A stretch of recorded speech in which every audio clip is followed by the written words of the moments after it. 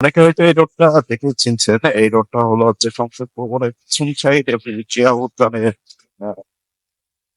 একটা সাইড মিলিতভাবেই যে রোডটা, এই রোডে অনেকে হয়তো জানেন, আবার অনেকে হয়তো জানেন না। এই রোডের সর্বোচ্চ পরিসীমা 40 কিলোমিটার ঘন্টায়।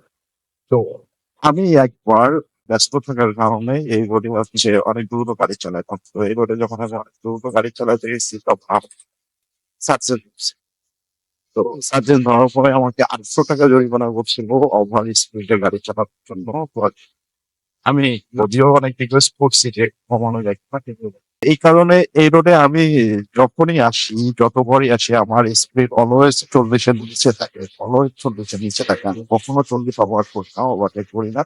কারণ আমার ভিতরে একটা মানে ইরিটেশন ফিল হয় যে একবার খারাপ সিচুয়েশনে পড়ছি, সেকেন্ড একবার খারাপ সিচুয়েশনে পড়তে চাই না। কারণ পুলিশের গাড়ি ধরা বা পুলিশের সাথে বাকবিতণ্ডা খুবই খারাপ লাগা কাজ করে।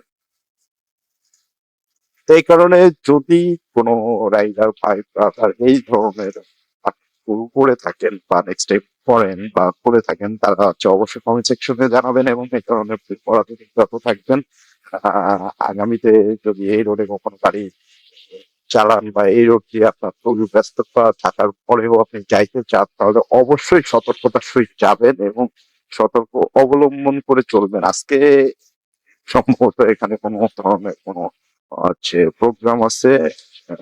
সম্ভবত আজকে বাংলাদেশ যে গণতান্ত্রিক ছাত্র অধিবেশনের একটা প্রোগ্রাম আছে, যে প্রোগ্রামে উপস্থিত হওয়ার অতিরিক্ত প্লাবন চলে আসছে।